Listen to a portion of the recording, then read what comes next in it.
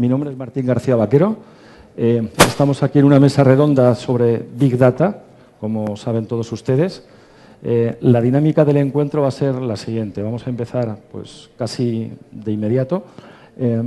Vamos a tener dos ponentes. Queremos que sea bastante participativo. Queremos hacer incluso modelo clase de negocios, escuela de negocios, ¿vale? Entonces, vamos a pulsar y a hacer que todos, de alguna forma, participemos. En el transcurso de las presentaciones, ¿pueden bajar un poquito? Si en el transcurso de las presentaciones decía, podemos más o menos interrumpir, hacer preguntas, participar y hacerlo lo más dinámico posible. Entonces, bueno, pues yo creo que antes de empezar, si queréis, y en esta mesa redonda, plantearía una pregunta así al aire, y es, ¿qué entendemos por Big Data? El fenómeno Big Data, tan fashion, tan ahora de moda. Venimos de una reunión en una asociación sectorial, 50 empresas quieren participar en nuevos proyectos de Big Data. Sales, pues no sé, no solamente en este sector, en cualquiera que toquemos, el Big Data está transversalmente atravesando y tocando muchos sectores. Entonces, yo preguntaría, lanzaría un poco al aire la pregunta, ¿qué entendemos por Big Data? Queremos dar una pequeña introducción. Yo se lo preguntaría a ellos. Muy bien. ¿Alguien? Yo ya me lo sé. Por favor. No tenemos, ¿verdad?, un micrófono de... ¿El análisis masivo? Análisis masivo de datos desestructurados. Bien, se me queda corta la definición. Se me queda corta. Creo que os estoy fastidiando la grabación, ¿verdad? Lo siento. Me voy aquí a la parte de la luz, aunque... análisis, bien, masivo de datos desestructurados. ¿Quién enriquece la definición? A ver, bloque de la derecha. Desestructurados y estructurados. ¿Por qué no estructurados también? ¿No? ¿Con qué objetivo? ¿Con qué fin? ¿Perdón? Toma de decisiones. Muy bien. De carácter empresarial, de carácter personal, ¿vale?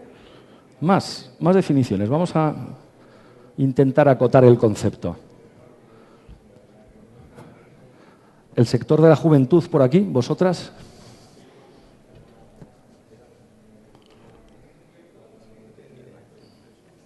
¿Dónde está la componente económica? Es decir, al final hay una componente financiero-económica de rentabilidad. O sea, detrás hay proyectos que tienen que ser rentables desde el punto de vista o bien comercial, o bien financieramente, o bien de servicio a la propia compañía, ¿vale? No necesariamente. No necesariamente, pero sí que hay clientes internos que puedan generar un EBITDA, digamos, social, entre comillas, es decir, clientes internos, ¿vale? Es decir, tiene un objetivo, tiene un propósito. Es de carácter, pregunto, ¿qué diferencias hay entre el BI, Business Intelligence, y el Big Data? ¿Alguien? Uno es predictivo, uno se basa en el pasado y otro mira hacia el futuro, que es el Big Data, ¿no? ¿Sí? ¿Alguna cosa más? A ver, que veo esta sobremesa dura. ¿Qué dudas, qué preguntas lanzamos? Yo, después de muchos años, este año por fin voy a acabar mi tesis doctoral. Sangre, sudor y lágrimas. Y te tienes que plantear al principio pues unas preguntas muy concretas. ¿Qué preguntas nos planteamos aquí, ustedes, vosotros, vosotras? ¿Qué pregunta? ¿Con qué objeto? ¿Es divulgativa esta charla? ¿Tengo alguna pregunta? ¿Lo quiero aplicar a mi organización? ¿Es mi competencia y quiero aprender? ¿O soy un emprendedor y quiero poner en marcha pues una nueva empresa y voy a coger ideas? Hagámonos alguna pregunta. ¿Por qué está de moda? Muy bien. ¿Por qué está de moda? Traspaso la pregunta que se contestará a lo largo, si me permiten, o... Francisco, por favor. Hombre, vamos Vamos a ver, es que me la has puesto, perdón, con perdón, a huevo, porque la Fundación Big Data está haciendo pues una labor excelente y por tanto todo el mundo lo conoce.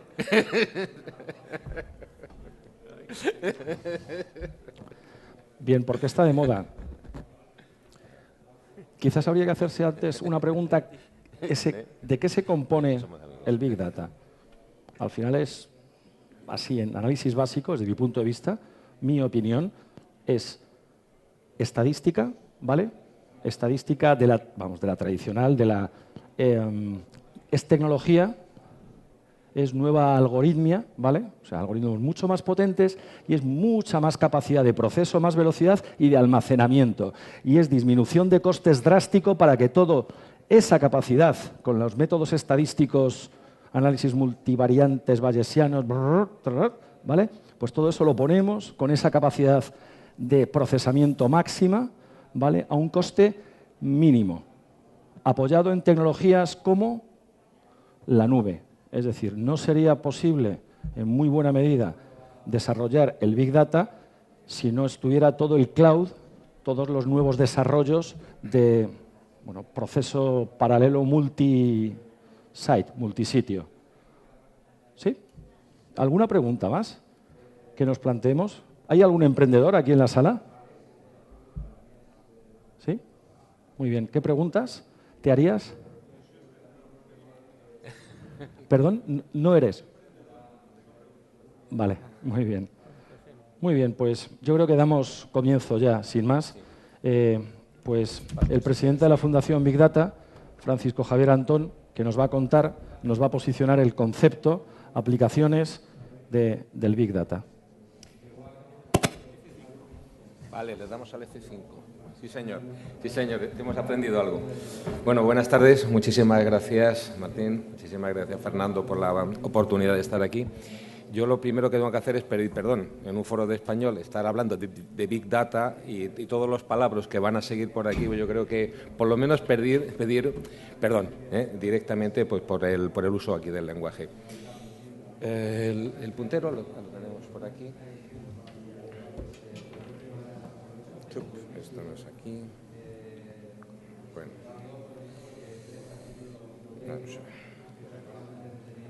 Bueno, se le habrá acabado la pila o lo que sea. Bueno, lo que es dentro de las estrategias TIC en general, ahora mismo, el año 2014, 2015, y esto se va a prolongar al año 2016, nos estamos basando en 4 estrategias TIC. Por un lado está la movilidad, por otro lado está la seguridad, por otro el cloud y por otro toda una estrategia data. Esta estrategia data nosotros la dividimos en 3 partes. Por un lado, lo que es la reutilización de los datos públicos. Datos públicos no significa necesariamente que sean de las administraciones públicas. Hay muchos datos públicos también de empresas privadas que están poniendo a disposición de la gente sus datos anonimizados y tal. Otro tema es la web semántica, lo que es el linked data, y, por supuesto, lo que es todo lo que estamos hablando aquí del Big Data. Por tanto, la movilidad, todo el conjunto de data, el cloud y lo que es la seguridad forman lo que son las estrategias TIC. Hoy un usuario, como estaba comentando antes Martín, trabaja, digamos, con su cloud interna, es decir, con sus servidores internos, una información que está interno, pero ya también se está apoyando en estructuras externas. Es muy típico para determinadas cosas estar, digamos, pagando por uso en un sitio que no pertenece a la empresa. Si dentro de este esquema, entre la cloud privada, que ha sido el tradicional hoy, a la parte externa, podemos decir que la gente de marketing ahora mismo está 40% interno, 60% externo. Luego, esa parte de esa cloud externa tiene una gran importancia. Pero junto con esto, los usuarios lo que van haciendo es, se van comunicando, está apareciendo otro fenómeno muy arrastrado con el tema del Big Data, que es el Internet de las cosas. Estamos hablando de cientos de millones de dispositivos conectados de aquí a 2 o 3 años. las neveras, de los coches, todo, digamos, va a estar conectado, todo va a tener pues una dirección IP, todo va a tener una seguridad asociada y el mundo del Internet de las cosas es otro de los fenómenos futuros y seguramente vamos a hablar del tema. Y evidentemente los usuarios están trabajando pues con las redes sociales y con lo que hemos hablado antes del Open Data. Bien, cuando hablábamos de la definición, un poco la definición está aquí. Es decir, tenemos datos de muchísimas formas, estructurados, no estructurados, semiestructurados y tal. Eso lo tenemos que pasar a tener información y hasta ahí no hacemos nada. Lo que tenemos que dar es el salto siguiente, ¿para qué? Para tener conocimiento de lo que está ocurriendo y sobre todo para hacer algo, para tener una acción.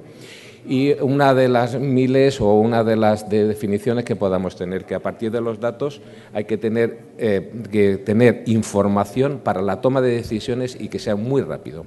Estamos hablando en tiempo real. Yo cuando me metí en este tema hace unos años, el origen fue cómo Google trabaja, digamos, con sus empresas, cómo en la medida que entra un usuario se les está perfilado, hace un análisis y cómo las empresas están haciendo subastas electrónicas, millones de subastas electrónicas por segundo. Es algo increíble. Eso, digamos, en el fondo lo que es el Big Data. Desde el punto de vista de la empresa, el modelo tradicional que nos dice que la gerencia nos hace las preguntas, nosotros, las TI, lo que hacemos son las estructuras de datos correspondientes. Ahora no. Ahora lo que tenemos son unas estructuras que ya físicamente existen, se ponen a disposición de la gente y la gerencia lo que tiene que hacer es una cosa que no ha hecho hasta ahora, dar valor. De la información que tiene, extraer valor y ese valor que sea para la empresa.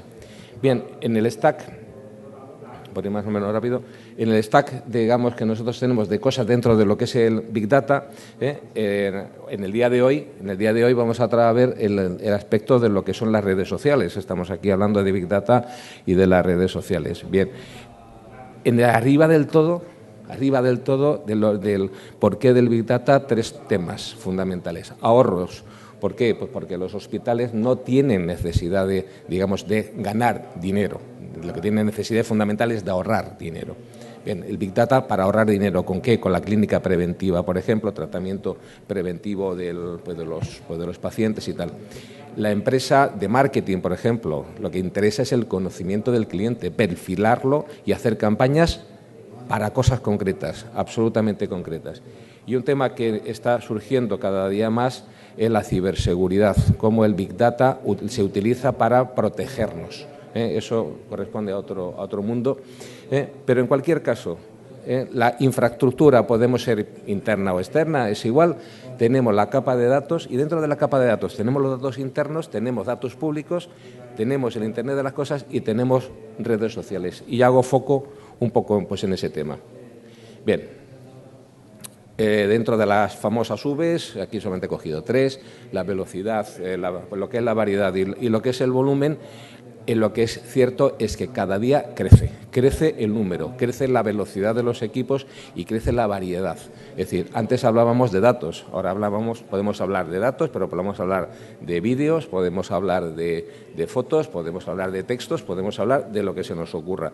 Pero fijaros que ya nos está diciendo Gartner que el 80% van a ser no estructurados, es decir, no el formato que tenemos en nuestra base de datos Oracle o que tenemos SQL, etcétera. Bien, medios sociales. Vamos a hacer el engarce pues, por los medios sociales.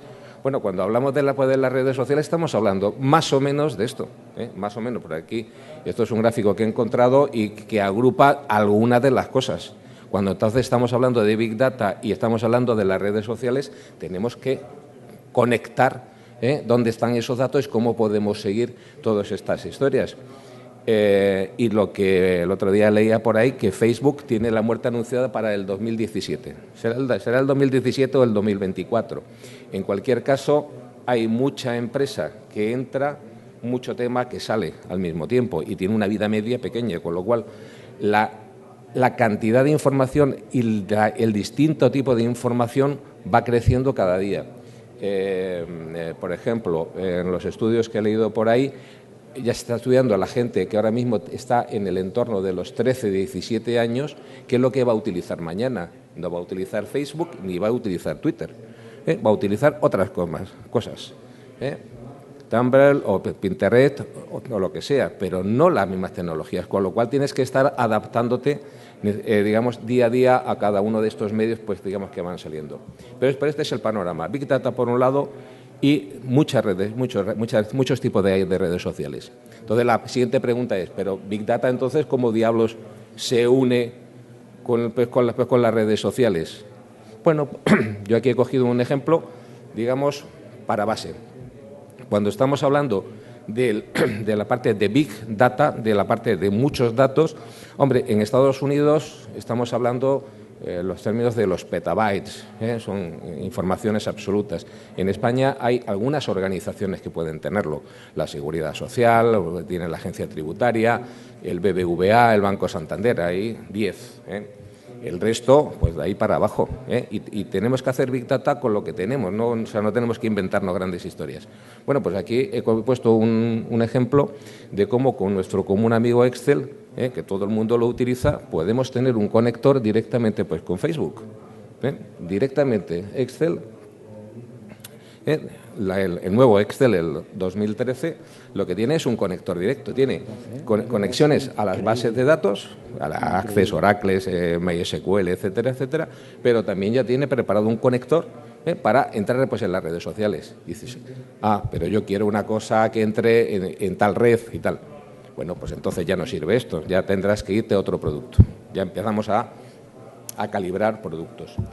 Y esto es tan sencillo como que yo pincho por aquí y lo que me despliega es la información con tu usuario y tal, entras y plapa, entras en la parte de Facebook y ya tienes datos, ya puedes empezar ahí a recoger datos, con lo cual es un salto cualitativo. Lógicamente, esto tiene estos pocos de conectores y si te vas a HP y pagando muchísima pasta, pero muchísima, tienes 400 conectores. Bueno, pues cada uno, el Banco de Santander no es igual que la empresa Pepe, cada uno pues en su sitio. ¿Vale? ¿Tiene futuro? Pues mira, aquí he señalado lo que es el entorno del Big Data. En el informe de Gartner del 2013, de todo lo que es Big Data y toda la parte de la analítica vinculada a lo que es el Big Data, toda la parte predictiva y tal. Entonces, veis que, y vais a ver después en la siguiente, cómo estos círculos avanzan en el sentido de la madurez correspondiente. Fijaros, Big Data avanzado y ahora mismo lo que estamos es, digamos, empezando a ser un tema maduro. Ya va bajando y cuando empiece la bajada, que yo estoy esperando, esto sale pues en el mes de julio, en el mes de julio habrá el siguiente informe de Gartner, veremos cómo toda la parte de la analítica de lo que es el Big Data se está madurando, se está haciendo como una herramienta cualquiera. Y evidentemente siempre hay consultoras por ahí que te dicen que si no trabajas en el Big Data estás muerto para el 2018, para el 2020 y tal. Bueno, aplicaciones, más o menos rápido. Big Data, redes sociales, ¿para qué se están utilizando? Pues en el sector financiero para temas de blanqueo de capitales, operaciones fraudulentas, análisis de los clientes. Temas muy importantes, por ejemplo, la metodología de abandono de las entidades bancarias, cuál es el proceso. Entonces, analizan a los clientes para ese tema. Y dentro de las redes sociales, las detecciones de opiniones, identificación de la influencia, marketing social. Bueno, en el sector público tenemos todo el tema del fraude. Salió el otro día en la televisión, con lo cual es una cosa pública, que el nuevo plan, digamos, de auditoría de la agencia tributaria incluye análisis de las redes sociales para detectar el fraude. Es decir, la gente que te está alquilando casas y no está tributando por el alquiler de esas casas está en el punto de mira. Por ejemplo, tema de fraude pues en la seguridad social, tema de fraude en el empleo, temas de detección de opiniones e influencia en los nuevos negocios, cómo es el análisis de sensibilidad. Luego, Fernando, imagino que vas a entrar en esa parte de fondo. Aparecen nuevos negocios, como es el tema de Uber. El tema de Uber se basa en una gestión brutal de datos. Y las Smart Cities, todo el tema de control de la contaminación y el control de tráfico, se utilizan elementos de Big Data. Y esa foto, pues bueno, es decir, este es el futuro. El Google Car, ¿qué hace? Datos a troche y moche. Te va dentro de las Smart Cities, te va buscando todos los puntos y sabe si el semáforo está abierto, cerrado, si hay peatones, etcétera. ¿Todas las redes sociales pues son iguales? Pues no. Por aquí os he cogido una cosa de restauración, algo más ameno de todas estas palabras que llevo utilizando, y como Chicote en Twitter está arriba del todo, con los 421.000 seguidores, y sin embargo pues en Facebook está en el 8º lugar. Y sus vídeos lo ven 43.000 personas. Claro, frente a los 5 millones y pico del otro, de Daniel, pues digamos, ves la diferencia y ves la fuerza de los seguidores. Bueno, pues estos son análisis que se pueden ir haciendo. ¿De acuerdo? Y por mi parte, nada más. Martín, yo si os paso, si preguntas y demás historias. Pues casi dejamos las preguntas al final y damos paso a Fernando. Muchas gracias. Gracias.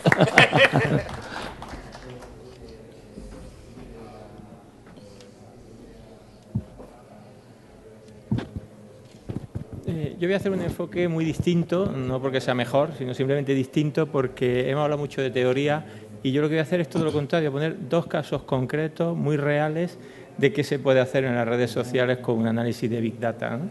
Y con un Big Data un poquito especial, y ahora no adelanto porque ahora lo veremos. Son dos ejemplos, uno es sobre los Twitter que se emitieron durante la tragedia del accidente, durante los 3 primeros días en el accidente del Albi hace año y pico. Es un trabajo que hicimos para un congreso de Twitter, son solo los tweets. Muy bien. Twitter fue el medio de comunicación número 1 en el accidente. Hubo muchos problemas, lo contaba el director del 112, Luis Serrano, que hubo problemas con los teléfonos, hubo problemas con Internet. Total, que Twitter, que mensajes tan cortos, fue el número 1 y concretamente ese bombero que está ahí nos contó después de hablar yo, fue mucho más divertido que lo mío, interesante, su experiencia, ¿no? Entonces decidimos hacer un informe para ver si Twitter era válido como un auténtico medio de análisis para el 112. Luego al final haré otro muy cortito sobre las camisetas del Real Madrid, que es más divertido, porque este no es divertido, es interesante, pero no es divertido. Bueno, decía que este es el objetivo y vamos a ver si esto es Big Data, como decía. Bueno, Twitter como fuente de información, pues todos lo conocemos perfectamente y cuando vas a buscar cosas concretas funciona muy bien, ¿no? Y te da muchísima información. El problema es que a veces son mentiras, porque esto por lo visto era mentira, ¿no? Pero sobre todo lo que nos interesa, el volumen. Cuando vas a buscar volumen, cuando hay volumen, entonces los números empiezan a desbordar, ¿no? Estos son los datos de los 3 primeros días desde que se produjo el accidente. 1.400.000, si fuesen facturas pendientes de pago, no sería Big Data. Cualquier ERP lo maneja con soltura. Pero volviendo un poco a lo que se hablaba al principio, este es un Big Data muy desestructurado. O sea, lo más desestructurado quizás es el vídeo, las fotos. Las fotos dicen que no tanto porque tienen muchos metadatos, pero el lenguaje natural, el lenguaje coloquial es muy desestructurado. Y por tanto, con un número mucho más pequeño de lo que estamos acostumbrados a hablar de Big Data, con un número mucho más pequeño de datos, o en este caso de frases, tenemos el problema que se puede considerar Big Data.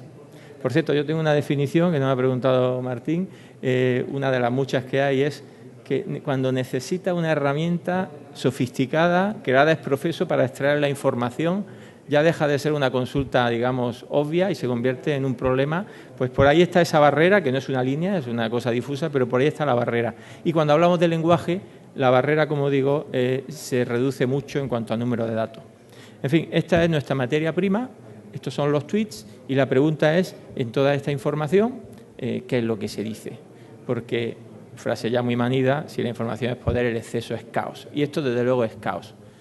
Bueno, vamos a hacer este análisis con el objetivo de ser útil para el 112. ¿Será útil? ¿Podremos hacer algo? Bueno, hay cosas muy obvias, aunque no son siempre sencillas, que es quitar duplicados. La cosa se simplifica rápidamente, aunque parece una tontería, es algo que ya uno a uno, persona a persona, tweet a tweet no se puede hacer. Hay que empezar a manejar grandes bases de datos y enseguida empezamos a tener resultados interesantes. El problema es que incluso este número pequeño, pequeño, sigue siendo muy grande. No puede una persona ni un equipo leer 49.000 tweets y sacar conclusiones en poco tiempo, que es una de las claves, ¿no? Entonces hay que hacer algo. Y el problema es que el lenguaje natural es muy difícil de analizar, porque las palabras llegan a engaños. O sea, usar palabras clave para analizar el lenguaje natural es muy complicado. Muy complicado porque, como vemos en este ejemplo, el que estén determinadas palabras en la frase no siempre implica lo mismo. El contexto es fundamental. Por tanto, la cosa se complica y lo que se ha hecho hasta ahora, que es, pues, a mano. A mano va muy bien, a mano da un resultado estupendo de calidad, pero es tan lento que a veces es imposible, como sería este caso, ¿no? Esto, sin embargo, es lo que más se está haciendo ahora. O sea, muchas empresas analizan tweets simplemente poniendo a 5, 6, 7 personas leyendo tweets continuamente. La otra alternativa, la que quizás está más de moda, volviendo a la moda, es análisis por palabras clave. Pero, como ya decía antes, esto tiene un número de errores enorme. Esto funciona bien en casos muy sencillos, pero el lenguaje casi nunca es sencillo. El número de errores que se encuentra muchas veces hace que simplemente no sirva. O sea, hay una barrera. A partir de un número de errores es que no sirve. No es que te da una tendencia, es que ni siquiera te da una tendencia. Porque puede ser que el error esté haciendo que confundas cosas fundamentales. Y bueno, hay una alternativa que está muy presente en este foro, que es el procesamiento del lenguaje natural con análisis lingüístico. De lo que se trata ahora es de desmenuzar el lenguaje y entender qué papel juegan las palabras en el lenguaje. Ya no son palabras, ya son sustantivos y adjetivos, ya tienen un valor de sentiment, ya pertenecen a una categoría, ya puedo hacer cosas con ellas. Y si el análisis es bueno, incluso en frases complicadas, haciendo un análisis sintáctico, que es fundamental, puedo saber realmente de qué se está opinando bien y mal. Bueno, esto es lo que hacemos nosotros en este ejemplo y extrayendo estos objetos. Hay que quedarse con esta idea. Objetos, que es de lo que se habla, y calificadores, que es lo que se opina de ese objeto. Bueno, pues con ese análisis, aplicado a esos 42.000 tweets, esa fila tremenda de tweets, pues empezamos a tener resultados. 2.200 objetos. Claro, la gente habla de lo mismo una y otra vez, aparte de los retweets, estos no son repetidos. Y 680 calificadores. Sigue siendo un número alto, pero ya empieza a ser algo manejable, ¿no? Lo siguiente que hay que hacer es agruparlo. O sea, esto se llama análisis semántico, está muy de moda, la web semántica viene un poco por aquí. Tienes que agrupar sinónimos, tienes que agrupar por categoría, hacer ontología o tesauro, hay muchos nombres. Al final hay que clasificar, además a las personas nos encanta clasificar las cosas, ¿no? Hay que clasificarlas para poder manejarlas. Y también clasificar los calificadores. Me da igual que digo bonito que bello, porque ese número, como decía, es demasiado grande. Haciendo esto, ya sí que puedo pintar una foto de los tweets. Todos esos 42.000 tweets, todos esos miles de tweets quedan reducidos a este resumen. El rojo y el verde es cuando la opinión es positiva o negativa, que en este caso concreto, no en el que veremos a continuación, pero en este caso concreto no tiene valor, porque claro, es un accidente y se habla de muertos, de heridos y de temas con muchos calificadores negativos. Pero en fin, esto es lo que hace el programa siempre, ¿no? Lo importante aquí es que esos 42.000 ya los tenemos agrupados y ahora ya podemos ir a los que me interesan, ¿no? Y verlos con detalle. Estos son los que me interesaban a mí. Tienen una gran categoría que da información de emergencia y estas 5 subcategorías. Aquí esos miles de objetos han quedado reducidos a estos pocos y yo ahora ya puedo verlos con detalle. También puedo clasificar desde el otro punto de vista, desde el punto de vista de los adjetivos, de los calificadores. Aquí lo curioso es el tipo de sentimientos que se estaban comentando en los tweets. Aquí no sé si se lee, pero se hablaba del atentado, del muerto, del enfermo, del triste, pero todavía, curiosamente, no había casi críticas, que es algo que pensamos todos que surgiría. Surgieron, pero más adelante. La primera reacción de esas miles de personas que tuiteaban y retuiteaban era pues sobre sentimientos de tristeza, datos negativos o apoyo, pero no eran críticas. Si combinamos los dos objetos, los dos conceptos que tenemos, bueno, lo hemos llamado conceptos, o sea, si combinamos por un lado los objetos y por otro los calificadores, podemos tener una sola foto en la que se ve perfectamente cómo la gente lo que hizo en esos 3 primeros días fue expresar este tipo de sentimientos de solidaridad, de apoyo y demás. Los de crítica estaban muy abajo Y concretamente los de emergencia resultaban ser poquísimos, tan pocos como 48. 48 que se tuitearon, o sea, retuitearon miles de veces. O sea, no olvidemos que partíamos de 1.400.000. Pero solo 48. La gente con la información de emergencia lo que hacía era ver que era interesante y compartirla. Pero allí no expresaba más opinión. Esto sorprendió mucho a los de Protección Civil que estaban allí, porque ellos, claro, no paraban de ver en su timeline este tipo de tweets. Pero era el mismo una y otra vez. Eran 48 solamente, pero que hablaban, se repetían una y otra vez. Bueno, este es un análisis en el que, como decía, hemos reducido todo a un número muy pequeño de gráficos, de resultados. Hay otro punto de vista curioso que se utiliza para buscar trolls, que creo que ya todos sabemos lo que es, y en este caso, por casualidad, nos llamó la atención que salió ese usuario en gris. Gris es cuando das un dato pero no opinas, ¿eh? El hospital está en tal sitio, o ha habido un accidente, pero no dice el accidente ha sido terrible. Entonces nos llamó la atención porque aquí lo que suelen aparecer son trolls, que es todo rojo, y bueno, pues detectamos un robot, simplemente, ¿no? Digo, como curiosidad, si detectamos un robot, ya saben, hay gente que en Twitter se dedica a, con sistema automático, retuitear una y otra vez de gente conocida para buscar seguidores. Bueno, pues este tal Tony Aguilar, o como se llame, Felipe Mateos, este pues es un señor que tiene ahí un señor o quien sea, que se dedica a retuitear. Bueno, insisto que esto suele venir bien más bien a los community managers para encontrar trolls o gente muy aficionada. En resumen, de ese 1.400.000 hemos encontrado 58 en lo que teníamos los teléfonos de la policía y demás. Luego, parece que sí, que se puede encontrar información. La palabra se puede filtrar bien, no usando las palabras, sino el contenido. Bueno, este es un ejemplo y, como decía, para acabar, tengo otro curioso, que es un ejemplo real, una campaña de marketing. El cliente era Adidas, el que hace las camisetas del Real Madrid. Cambiamos de tema totalmente. Y lo que quería esta empresa, TBWA, que le hacía la campaña de marketing hace año y medio, quería saber si la camiseta naranja había sido un fracaso o no, porque hubo bastantes críticas, ¿no? Bueno, nos encargó hacer el informe y en este caso teníamos que comparar las 3 camisetas de la temporada. No, había una cuarta, porque fue el homenaje a Raúl, ¿eh? Y aquí, bueno, aquí sí que es Big Data del de toda la vida, ¿eh? Porque es que hay en un solo... Esos picos son los partidos, lógicamente, ¿no? Fin de semana o el homenaje a Raúl. Un partido típico del Real Madrid puede tener 200.000 tweets en un solo día, ¿no? Claro, nadie va a leer 200.000 tweets, ¿no? Y en ese mare magnum de tweets alguien está diciendo que le gusta la camiseta o no. Y eso es lo que tratábamos de buscar, ¿no?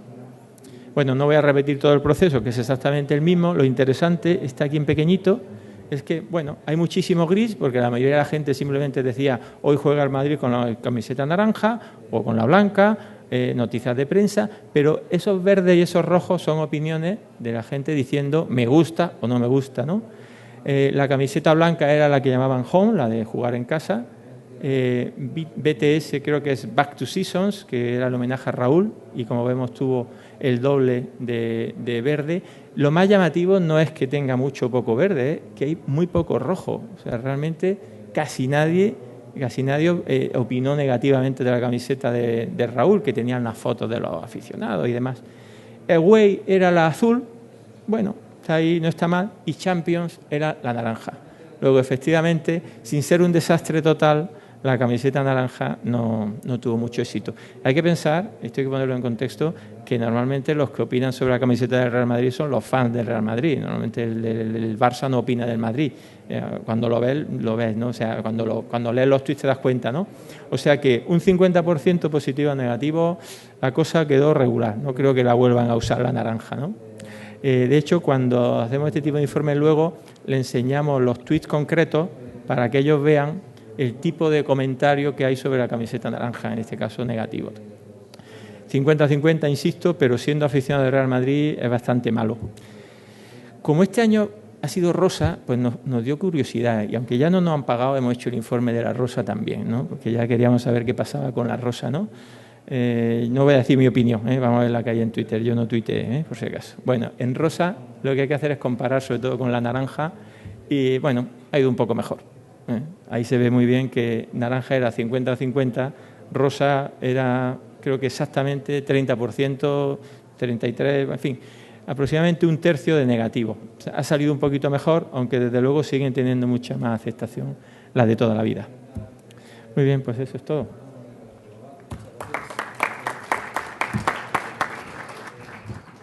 Muy bien, pues tenemos ahora unos minutos todavía para el debate y la reflexión. Así que cualquier pregunta al respecto de lo que han comentado los ponentes o cualquier otro tema alrededor de lo que hemos pensado, expuesto, reflexionado, Big Data, Internet of Things, Smart Cities, redes sociales, cloud, datos desestructurados. Sí, por favor.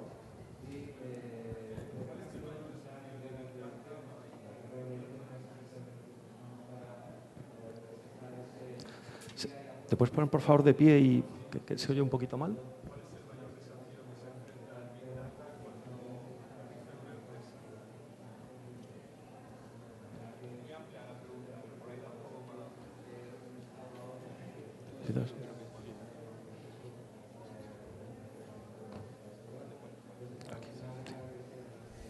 Vamos a ver, partimos que cuando se hace un proyecto de Big Data, desde dentro alguien tiene que tirar del carro. Es decir, dentro de los participantes, o sea, antes estábamos hablando en uno de los gráficos, hacíamos referencia pues a la gerencia. La gerencia tiene que saber que tiene datos y que esos datos valen algo. Entonces, hay una gestión del cambio absolutamente importante ahí. O sea, el introducir Big Data implica cambio en la organización. Nosotros, por ejemplo, hemos dividido la parte transaccional por un lado y la parte de análisis de datos por otro. Entonces, uno de los temas fundamentales es que la gente no sabe para qué se está metiendo eso. Una manera de entrar el Big Data en una empresa, ¿cuál es? Que el de tecnologías diga, mira, que tengo un nuevo cacharro aquí, una nueva cosa, pues una cosa que está de moda. La introducción va a ser lenta porque va a pelear contra toda su organización. Si el que impulsa el tema es el de marketing, el tema va a ir mucho más rápido.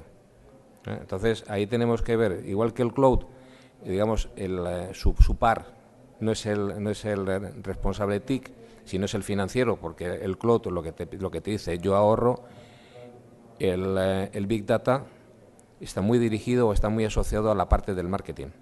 Muy dirigido a la parte del marketing, y es la manera de que en una empresa de tipo medio grande pueda entrar. Hay que dar a conocer, ellos saben cuáles son los datos que tienen y cómo pueden utilizar pues esos datos. Es la manera de poder entrar. Luego, que la plataforma sea interna, que la plataforma sea externa, que tengas licencias en propiedad, que lo hagas con software libre, con lo que sea, eso ya es otro tema. Pero hay una gestión del cambio en la organización. No sé si es eso lo que querías conocer.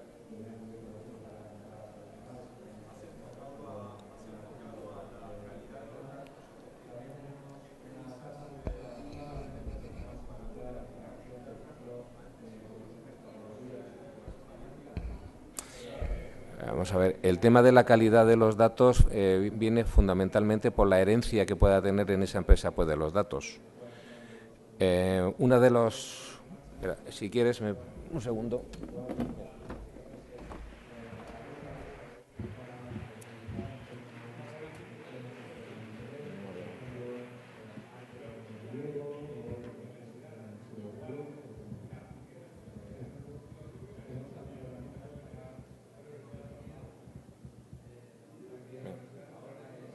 La parte de aquí, la parte de la derecha habla de la identificación de las fuentes de datos y la parte de arriba, veis que es la fase de limpieza, de transformación e integración de datos.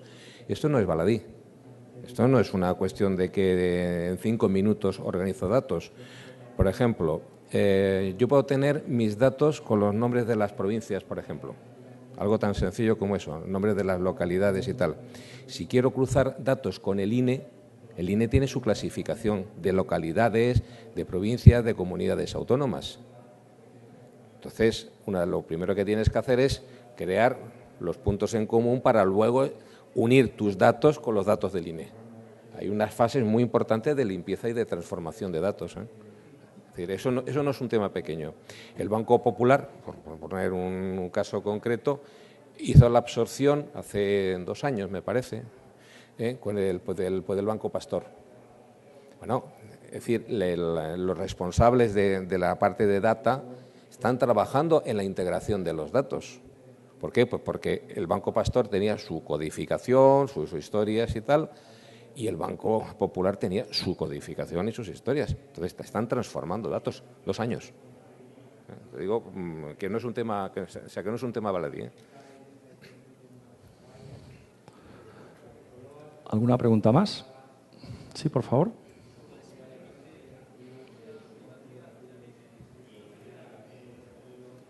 Límite entre privacidad y protección de datos.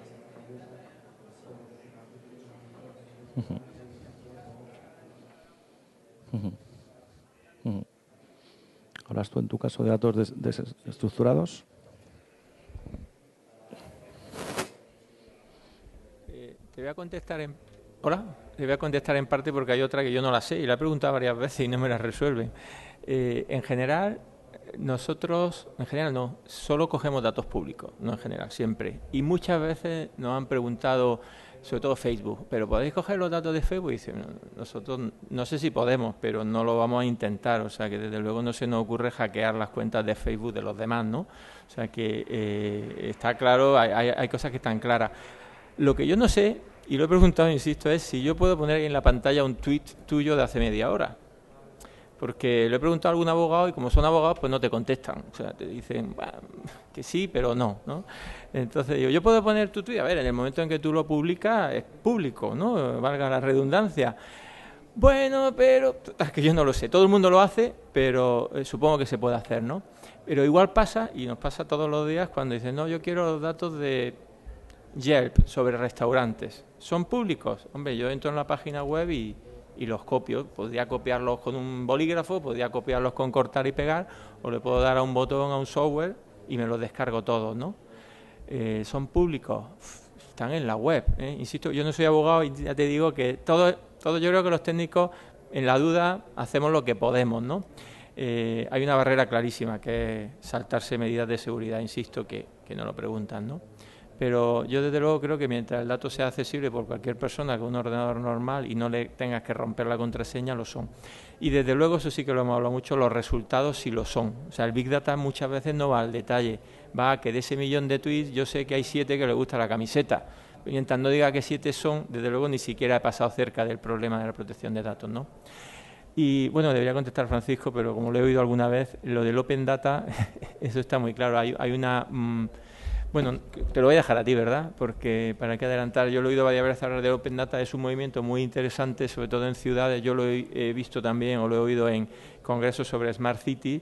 Hay ciudades como Barcelona que están poniendo a disposición de cualquiera todos los datos que tiene el ayuntamiento, la compañía de agua, para que luego las empresas puedan analizar y ofrecer productos. Y supongo que cuando los ponen al público, en ese momento ya todo el tema este del OPD estará resuelto por ellos, ¿no? Bueno, es decir, hace, ¿cuánto? 20 días, una cosa así, por hablar de algo como muy reciente, la Generalitat de Cataluña ha puesto a disposición de la gente todos los datos sanitarios de los catalanes, anonimizados, pero están puestos todos los datos, tal. Chicago, por ejemplo, tú puedes entrar en el portal de lo que es el ayuntamiento y tienes los sueldos nominativos del cuerpo de bomberos, del cuerpo de policía, de los funcionarios, de todo el mundo. Es decir, dentro del ejercicio de transparencia te dice que el capitán Kevin gana $30.000 al año, y te lo pone y tal. O sea, y te dice, y tú puedes a partir de ahí, eso te lo descargas en un Excel, por seguir con el mismo patrón, y puedes hacer tus medias, puedes comparar sueldos de bomberos con el de policías, puedes decir tiempos medios en función del no sé qué. Son datos totalmente operables. Es decir, otro tema que surge y un poco refuerza lo que tú estás comentando es el tema de la pertenencia del dato. Cuando tú estás hablando por un móvil, tú eres la persona que llamas o lo que sea y tal, y dejas tu rastro de datos. Luego llega la operadora, agrega datos de alguna manera y hace negocio con esos datos. ¿Ese dato es tuyo o ese dato es de la operadora? Pues no lo sé. Y luego queda otro mundo con el que nosotros estamos empezando a trabajar, estamos en los inicios de los inicios de los inicios, que es el régimen sancionador asociado a todo esto. Es decir, oiga, usted, o sea, no hay un delito fiscal que esté tipificado como tal y te digan que si utiliza los datos son 5 años de cárcel o son 4 días. Hay un régimen sancionador unido a todo esto detrás que se está estudiando a nivel mundial. No hay países que tengan una legislación en ese sentido. Estamos en el inicio de otra cosa. Estamos empezando, como ponía en el ciclo de Gardner, todavía no está maduro, pero estamos en el inicio y mañana surgirán temas legales, temas de pertenencia, temas fiscales, de denuncias, etcétera. Es un mundo nuevo. ¿Alguna pregunta más? ¿Tenemos tiempo para 2, quizás? Sí, por favor.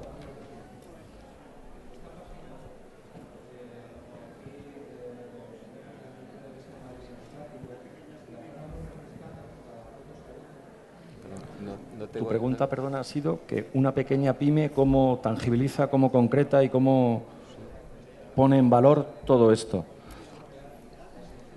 Estábamos comentando hace un momento la nueva versión de Excel, que ha puesto pues, los conectores a Facebook, y decíamos pues, la potencia del Excel 2013, 2014. 13. Entonces, tienes ya posibilidad de hacer análisis predictivo para pyme. Y tan sencillo como comprar un libro son 900 páginas el libro, yo lo tengo por ahí, y puedes hacer análisis predictivo, puedes meter grandes bases de datos, variar, hacer modelos multivariante, análisis estadístico, como decíamos, para la toma de decisiones, que decíamos antes al principio, por aquí. Entonces, muchos de los que somos pymes, pues hacemos esto. Sí. Luego hay una cosa, que casi todo el software que se utiliza en Big Data es un software libre. Casi todo, no te voy a decir todo, pero casi todo. Y llega hasta capas muy altas. Sí. Otra cosa, que luego ya te vendan soluciones que, en vez de ser tú el que unas piezas, ya te la vienen depuradas, digamos que te la venden, digamos, refinadas. Pero las distintas piezas existen y son gratis, vamos. O sea que no hay mucho coste. Hablamos de un ejemplo que comentabas tú antes, Fernando, me parece que has mencionado Yelp, restaurantes. Bueno, pues si quieres entrar en Yelp y hacer un análisis de las opiniones que hay en Yelp, lo puedes hacer con software gratuito o lo puedes hacer con software propietario, lo puedes hacer con Python, lo puedes hacer con R un poquito más o lo puedes hacer con algún software. ¿Con qué lo hiciste o lo hacemos? Software propio, claro. O sea que, sí.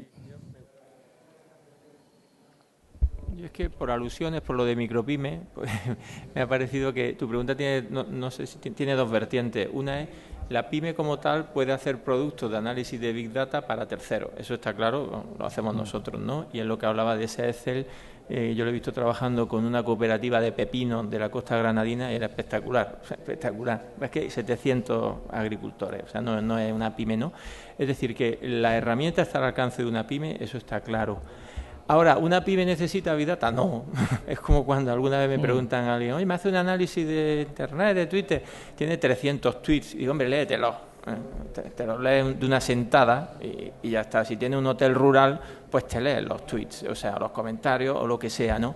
Es decir, que no tiene sentido, como decía al principio, usar herramientas muy sofisticadas, no necesariamente caras, pero muy sofisticadas, para extraer información de algo que una persona lo hace en una mañana, porque lo va a hacer mejor, además, ¿no? Entonces, nosotros, por ejemplo, ponemos una barrera del orden de 4 o 5.000 tweets. Por debajo de esto, creemos que es más fácil hacerlo a mano, ¿no? Entonces, las pymes, el Big Data de uso interno para ellos ver tendencias de sus propios clientes, pues yo creo que es muy raro que se dé el caso. Ahora, las pymes como creadoras de herramientas de análisis para terceros, por supuesto. Muy bien, pues yo creo que Tendríamos para muchísimas horas más de reflexión y preguntas, pero desgraciadamente hemos cumplido el tiempo, son las 5 de la tarde. No queda más que agradecer su presencia. Si quieren más información, bueno, pues estamos aquí a su disposición en el stand al final.